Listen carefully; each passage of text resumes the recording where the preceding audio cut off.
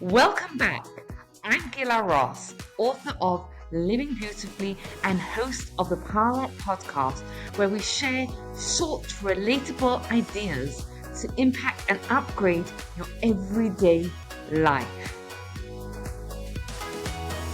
Let's look at Chanukah and see about what it has to teach us. So I'm going to start with a different story, but something that we're going to learn a little bit about Chanukah from.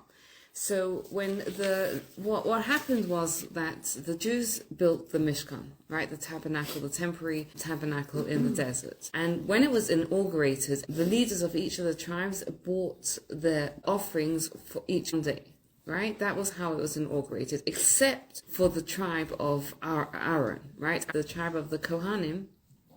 They were going to be working in the Mishkan every single day. So every other tribe brought sacrifices for one day, except for Aaron. You have the story of each of the tribes bringing their sacrifices. And then immediately afterwards, the Torah talks about how Aaron is given the mitzvah of lighting the menorah in the Mishkan. And then later it would be in the temple as well. So Rashi asks a question. He says, why are these two stories put together? Right? There's no chronological order there. It wasn't that Aaron was given that mitzvah right afterwards. Like, why are they put together? So he says what happened is that Aaron was distressed. He saw that every single other tribe brought the sacrifices, and him and his tribe didn't bring the sacrifices. So he was kind of distressed. And as a consolation prize, God gave him the mitzvah of lighting the menorah. Any questions on that? Otherwise, I've got two for you. Why would Aaron be upset? If you think about it, all the other tribes get one day. He's going to do every single other day for the rest of the time of the Mishkan and the temple, right? Like, what is he upset about? That's question number one. And question number two is that, okay, fine, so he's upset about it. We don't understand yet why he's upset about it. But how does lighting the menorah help? Prize or not. And it could be said that every day that he did it, it was a reminder of what he had lost, not what he had gained. Okay, so you're saying it might possibly have made things worse. Okay, which makes our questions stronger. I think lighting the menorah is like such a powerful metaphor, and the dailiness of it, you know, I mean, it's just not good enough to have light for 5 minutes on Saturday. You need it every day. So I love what you're pinpointing. You're pinpointing on there's something about the menorah and there's also something about the dailiness, the day-to-day thing of lighting it that must have been an answer to what he kind of was distressed about. Okay, so let's try and understand what he was distressed about. Let's start with that. So first thing is that we have to understand is that he knew that he had a role to play, right? This wasn't a point of Aaron just feeling left out, right? There is an element of feeling left out, but it wasn't just that he felt left out, because he knew that he had a role to play. He knew that he was the one, he was the Kohen Gadol, he was the high priest, he was the one that was going to bring the Ketoret, right? The Ketoret is the highest sacrifice, the highest offering that anyone would bring to God. So that wasn't what his issue was. His issue was that he wanted to be part of the inauguration, because there's something powerful about being there, being at the beginning of a process, being at the beginning of something, right? You think about, let's say, for example, the birth of a child, the conception of a child. At conception, everything is there. And any slight imperfection at conception has lifelong consequences. And it's the same thing with anything, like, the blueprint of a building. Why do you need to make sure you have someone who is certified and knows what they're doing? Right? Why can't I draw a blueprint of a building? And you're laughing, and I'm okay with that. I couldn't do it, right? I could draw a nice picture of a house, and put the living room here and the dining room there. Like, why? What? You tell me. Why can't I just do it? Because you haven't learned the technical ways that are important to do it the What? right way. Right, and what happens if I make a mistake? It's going to be catastrophic, right? We're all laughing at me drawing it because I have no expertise at all. But even if you have someone who somewhat knows what they're doing, right? In some ways it's even worse because you trust them, and if there's a little bit of a mistake in the process in the beginning, it can have catastrophic results. And the same way on the other side, right? If you're there in the beginning and you know what you're doing, a good architect who knows how to draw it, they're there at the beginning and they are part of what helps this building be strong and sturdy and have a strong foundation and be lasting. So that's what Aaron said. Well, he wasn't upset that he was left out of it because he knew that he was going to be doing everything, but he was upset because he wanted to be part of that powerful beginning, that inauguration energy, right? There's this powerful energy in the beginning, and I think we see it as well in our own lives as well, right? When we start something new, how do we feel about it? Excited. There's an energy, right? There's an energy about starting something new, and he wanted to be part of the energy about in the inauguration. So that's what he was distressed about. Okay, so hopefully we understand the first part, answer to the first question. Now we have to understand what on earth is the menorah. Okay, so he turns around to God, so to speak, and says to God, "I want to be part of the inauguration process." And Hashem doesn't let him be part of it, right? Hashem doesn't change his mind and say, okay, you can also bring one. Instead, God gives him the menorah. Why? What's special about the menorah? And Beth Ann had a little clue there that she threw in. Consistency. I mean, Yes, beautiful. So there is two kind of lights. There's that beginning light, which is amazing and powerful and exciting and energetic, and it fades. And then there's the daily light of which is not as exciting, right? Because what God told Aaron is, he said to him, your descendants are going to be part of that Chanukah miracle. And it's not going to be as exciting. That they are going to be part of it, and that miracle is going to be even greater. Why? Yeah, because the temple, we don't have a temple nowadays. We will one day again have a temple. But right now we don't have a temple. And we've been without a temple for over 1,000 years. But the Chanukah one that we have comes up every single year. And we light it, and it has that consistency, and that this light, it's going to continue going until Mashiach comes. Let's try and understand this, right? So we're told when God created the world, he first created this incredible light and then because it was such an incredible light that it wasn't possible for us to live in this world with this incredible light. It was too bright for us. Hashem put it away, and we have the light, the sun, the moon, and the stars, right? That we light up the world nowadays, which are much less impressive than the other lights, but they're consistent. Right? And we have this pattern of these two kinds of lights, right? We have this initial light, which is incredible and exciting and energetic, and then it fades, it goes away. And then we have a smaller light that is what's the purpose of the first light? The first light is there. And let me bring this back to our lives for a second. Let's just say, for example, you start something new in your life. How does it feel that, the first time you start it? You start going to the gym, you start a new habit, you start journaling, you start lighting Shabbat candles, whatever it is. How does it feel the first time you do it? Exciting. What happens on day 7, for example? Whose idea was this anyway, right? Yes. And if we're still at it, right? But when does change actually start happening? 21 days, whatever it is, right? It takes a while. It's not on day 1 when it's exciting. And what's interesting is we all want to be in day 1. We all want to be in that exciting phase where it's like exciting and it's new and it's like, oh, I'm excited about it. But the real change doesn't actually happen until we get through that part where it's like, I don't like this anyway. And whose idea was this? And I've got like 300 excuses of why I shouldn't do it. And you do it anyway. That's when it starts to stick and it starts to become. And once it becomes a habit is when it starts becoming easier, right? If you've been doing it for 3 months, right? Lighting Shabbat candles, going to the gym, journaling. At that point, it just becomes part of what we do. Right? So there's these two parts of it, these two phases of it. There's that first phase, which is kind of like that first bright, exciting light. And the purpose of that, what is the purpose of that? if you started in the middle part where it was kind of a slog, you'd never start. Exactly. You'd never start. It's to get us started, right? But then it goes away. And it specifically goes away because it's great, that first part, but it's not real.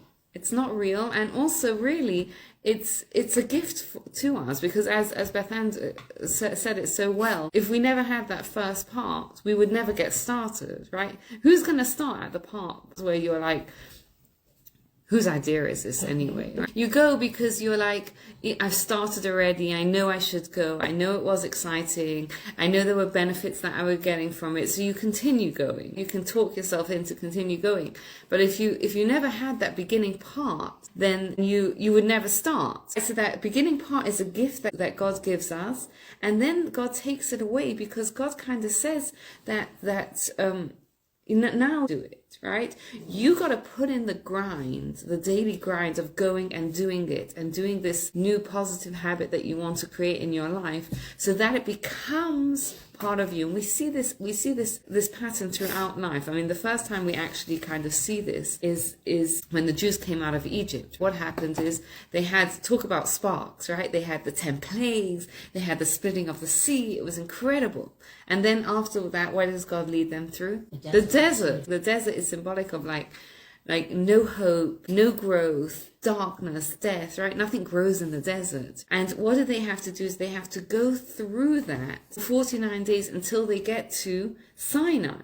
And what happens at Sinai is they come to Sinai and they receive the Torah, but they receive the Torah different than the people that witnessed the 10 plagues and the splitting of the sea. Because we're told that when they saw the splitting of the sea, they were on such a highly elevated spiritual level, but it was sort of like God lifted them up.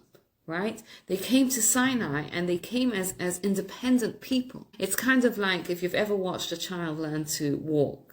What happens is the child learns to walk holding on. And if you imagine you're in the child's mind, the child's holding on, thinking, yes, I'm walking, right? And then what happens what does the adult do in those situations when the child is holding on? You let go, and what happens to the child? They fall down, right? The baby falls down. And if you imagine you're in the baby's mind, the baby would be like, oh my goodness, like, how could you do that if you love me, right? And we know that the only reason why we let go is because we love them, right? Because if we held on forever and ever, this child will never learn to walk independently. It's the same pattern that God does for us, right? And we see the same thing, for example, in relationships, right? In the beginning of a relationship, there's all the sparks and romance. And what happens? With time, the relationship. New couples, it's cute, right? But an old couple that are together and have worked through their stuff together, it's no longer cute, it's special, right? It's a beautiful, special thing to see, because what they've done is they've taken this thing, which was, given to them, this gift of romance, and they've worked through their stuff together, and they've built a beautiful relationship together. It's the same thing of any time you've created, think about a habit that you've created, in a new habit, positive habit that you've created in your life. Everyone can think of. Can you see this pattern in it? And when you actually get to that point where it's part of your life, it becomes a part where you're like, wow, right? It's like that. This is beautiful and special, and sometimes we don't take that moment to actually recognize that this is what we've built in our life. I remember I was once talking to a student of mine in Manchester, and when I first met her husband was much more involved in Judaism than she was, and he was pushing for the family to become more Shabbat observant, and she was pushing back on that. Right, and I remember like the family went on an Israel trip together, and she had a moment where she was listening to one of the rabbis, and the rabbi said, don't just think about will my children be Jewish, but think about will your grandchildren be Jewish. And that moment really resonated for her, and it kind of helped her get on the same page with her husband about it. This happened before COVID, and then COVID happened, and everyone was home. And a few months afterwards, I was talking to her, and I was like, so how's Shabbat going for your family? And she looks at me and she's like, It's just what we do. And I was like, that is the most beautiful thing. That's how I was like, can you believe that you're saying that? Like a few years ago, you were like, this is not what I want in my life, right?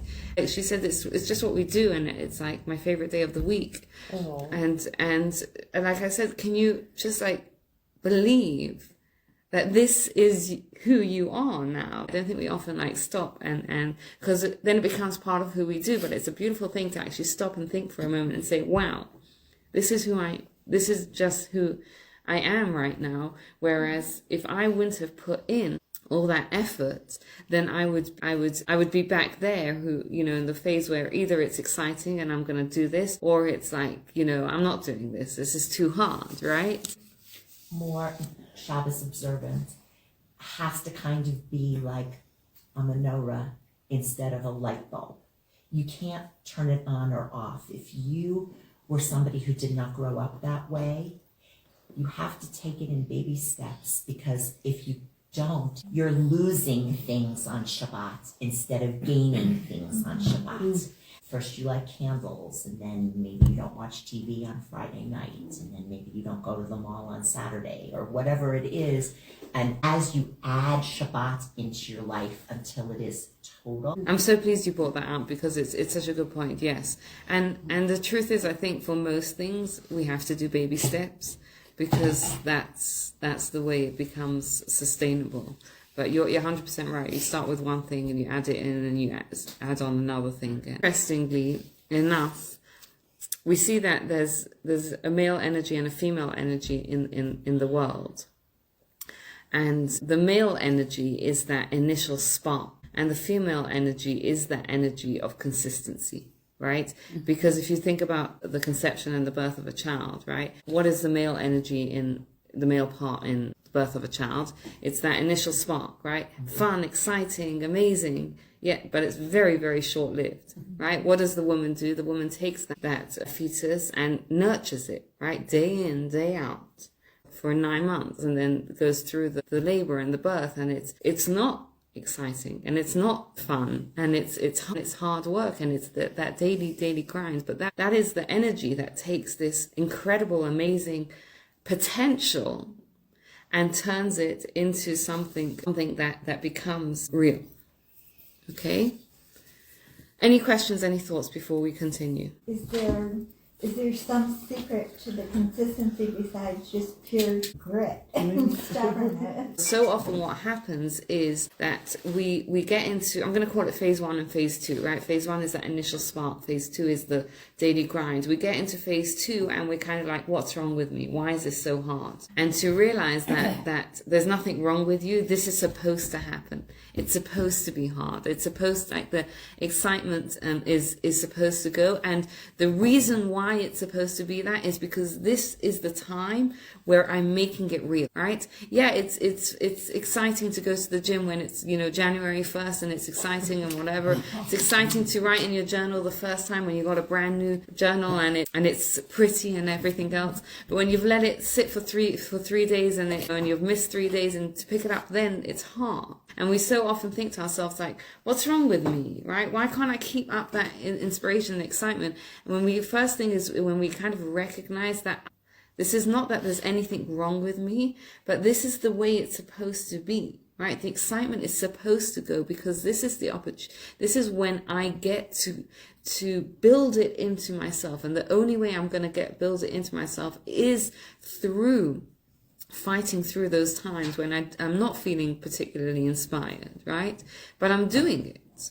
And it's that opportunity that makes us, that helps us learn how to put it into our life, right? For example, I'll use the example of lighting Shabbat candles, right? So you hear something, you're inspired, you want to light Shabbat candles every week. Great. The first week you buy candles and you light them, and it's exciting and it's beautiful, and maybe you even have that moment where after you light candles where it's just like, wow, it's so peaceful and serene, and I get to connect with myself, I get to connect with God, I get to connect with other people, whatever it is, right?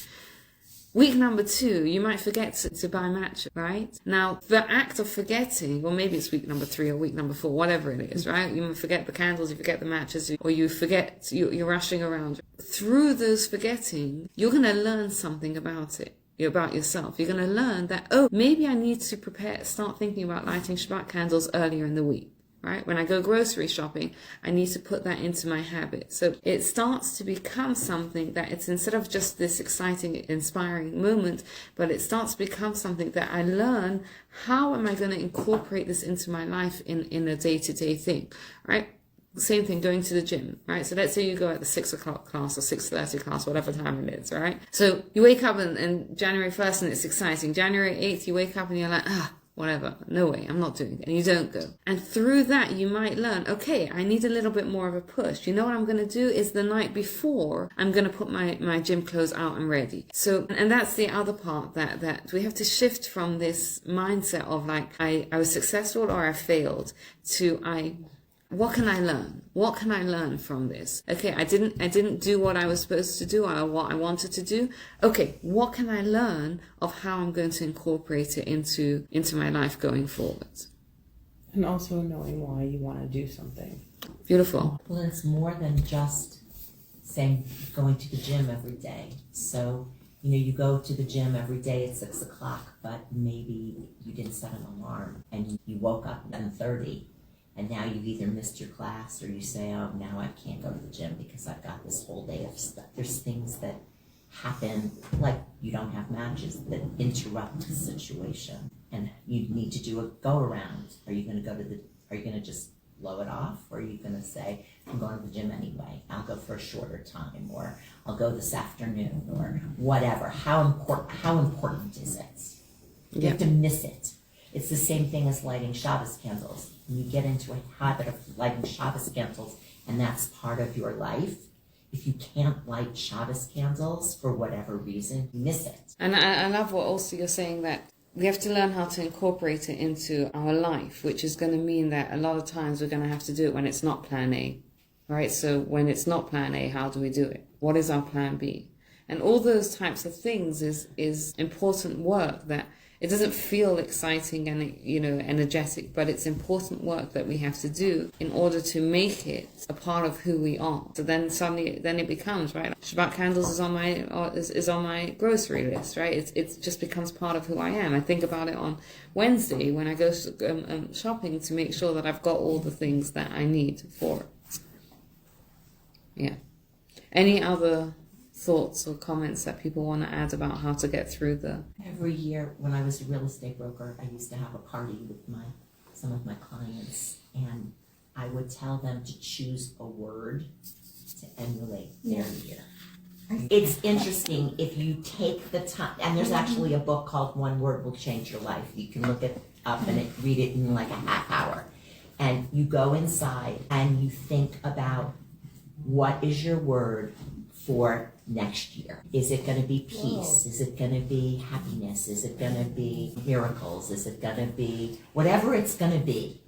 And you'll find that it's life-changing. And I used to give the people who came to the party like a gift, like a mug that had the word on it, so that in the morning when they had their coffee, they would see to remind them of their word. And you'd be surprised at the end of the year how much the word you chose really did emulate your year. It set you up and you just knew. And if you told people what your word was, anytime something happened, I'd go, celebrate. Remember? Celebrate. And I love what because you pointed out a couple of things there that are helpful because it's easy to set a word. I mean, I don't know if it's easy to set a word. It's not easy to set a word. It's one thing to set a word, but it's a second thing because you have the same thing here. You've got that moment where you have to choose a word, and then you've got the whole year. And you said a couple of things, like a mug where you can have a reminder of it every day, the accountability of telling someone else that word, right? So those are kind of things that you can add on to that initial thing so that you now have those daily reminders and the accountability of not just choosing that word, but following through on it every day. There's a book called My Ear Saying Yes. She realized she was always saying no to everything, and she said, I'm just going to say yes to everything. Changed her life. For a year, she did that for a year. Things she didn't want to do, she said yes to. She just did them. And the experiences and I think that habitual thing of saying yes changed her life. It's a very good book. It's interesting. There's a Jewish concept, I think, from my mom, who says that, because if you think about it, every character trait has like extremes, right? And for most of them, we're supposed to be in the middle, right? We're supposed to, it's not good to be impatient, and it's not good to always have patience, right? So we need to be, somewhere in the middle. Sometimes we've got to get going with things, right? The one that he says is anger. Stay away from anger. And he says sometimes when you're working on a character trait, you have to go all the way to the other side, right? So for example, if someone's initial reaction is to always say no, in order to achieve a balance of when to say yes and when to say no, sometimes you have to go all the way to the other side to then end up in the balance. And it sounds like that's what she did. Her initial reaction was to say no, and then she had to go all the way to the yes sides, and then I'm assuming she's now at a place where she knows when to say yes and when to say. So let's sort of sum up what we spoke about, right? We spoke about the idea that we started with the story of Aaron, who was distressed that he wasn't part of the inauguration because he wanted to be part of that exciting energy of the beginning phase. And God turns around to him and tells him, yes, I understand that you are distressed about not missing out of it.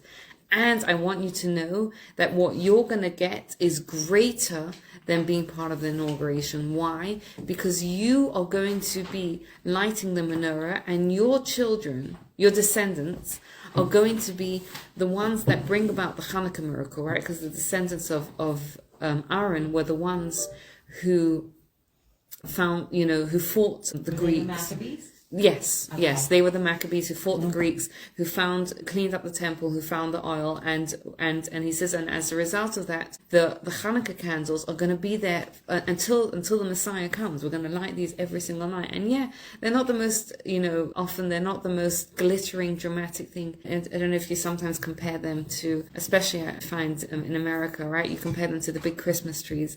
The Chanukah candle it's small, but it signifies something incredible, right?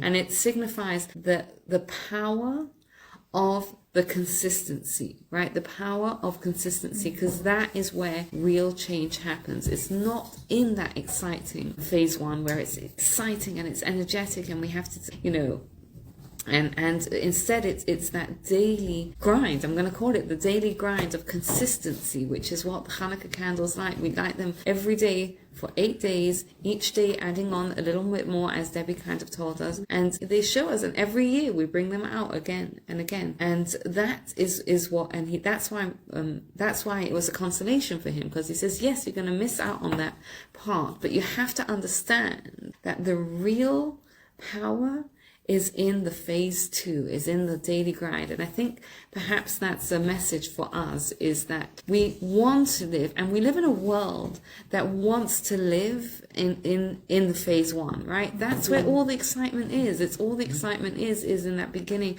right? January 1st, new year, new goals, etc. But let's talk about February 1st, right? Or February 15th, right? That's where the power is, right? The power is in being able to do it and falling off and getting back on, and falling off and getting back on. And that's what the Chanukah candles teach us, is that the light comes from the daily grind. It doesn't matter how small or how thin, but just putting in a little bit of effort every single day. When we miss, for example, we miss to kind of look at it and say, what can I learn, and get back on. And that's how we create real change in our life. Any thoughts, any comments? The story of Lavan and Yaakov, right? One of the problems, I'll share with you one of the problems with phase one, right? Is Lavan said to Yaakov, he said to him, fix your wage, right? Just tell me how much you want me to pay you and I'll pay you. And what happens is Yaakov would say, okay, I want you to pay me all the sheep that are born black this year. And Lavan would change his mind.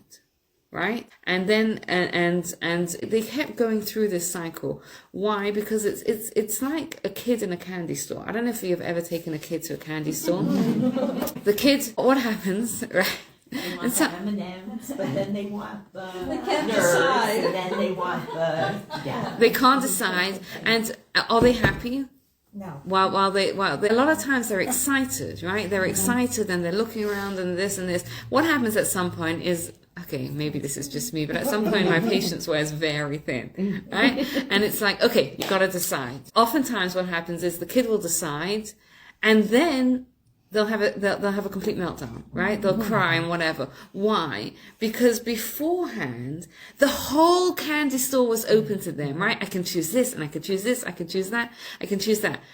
Which, by the way, is potential. It's all potential for them. It's nothing real. They don't have anything in their hand. Now that you say to them, okay, you got 10, I'm counting, whatever, you got 10 seconds and then you have to choose. So they choose the M&Ms, right? And now they have the M&Ms in their hand, but they're looking around and they're like, oh my goodness, I can't have this and I can't have that and I can't have that and I can't have the other, right? And sometimes we can be like that as well, right? It's a commitment, right? And a lot of times, why do people, and men struggle with this more than women do, but why do people struggle with commitments? Is because if I say yes to this one thing, I'm saying no to the other thing.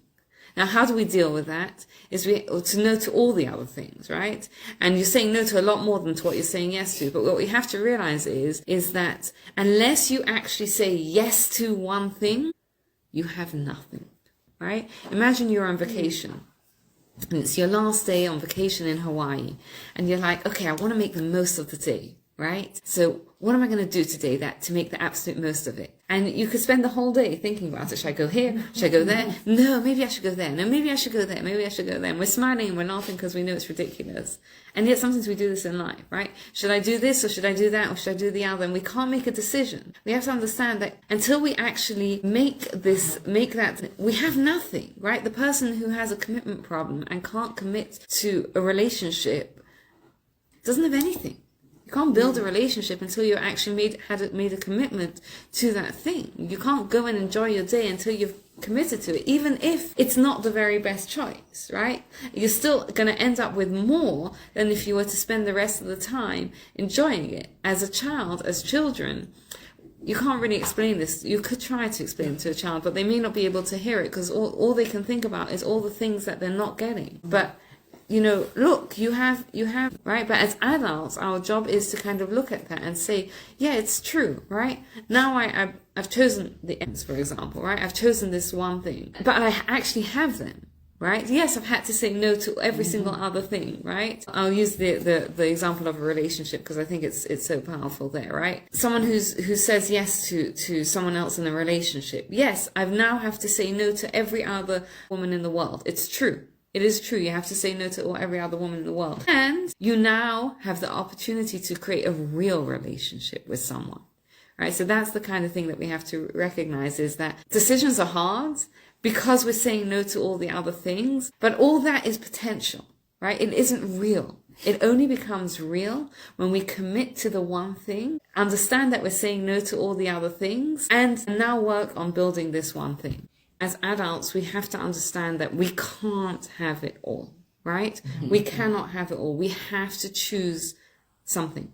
We have to choose something. And when we can't choose, instead of saying no to everything except the one thing, we're saying no to everything, really. So it looks like we know the potential's still open, but if go back to the last day in Hawaii, if you can't choose what to do, you're saying no to everything. Well, if you can choose, even if it's not the good thing, even if it's not the best thing, at least you have something. And I think we have to understand that potential is nothing until we actually choose something and make it into a reality, right? Yes, it's exciting to be, and I think that's the thing that's what maturity is recognizing that, yeah, I'm in the candy store, but actually nothing belongs to me until I choose one thing and say no to all the other things in the candy store. Part of it is learning. You say no to every person you date or whatever. At some point, somebody comes into your life and you're willing to give it a chance. Yeah, and that's maturity. That is, hopefully, maturity is that we learn from, you spend the day in Hawaii thinking about, oh, what can I do, and doing nothing. And then hopefully next time you're like, okay, you know what, I've got to make a choice, even if it's not going to be the best one. Thank you so much for taking the time to listen. I'd love to hear your feedback, and if you enjoyed this episode, you'll love my book, Living Beautifully, How to Bring Meaning, Joy, and Love into Your Life, based on the timeless wisdom of Pirkei Avot. And please take a moment to rate, review, and subscribe to the podcast so you don't miss out. Have a wonderful day.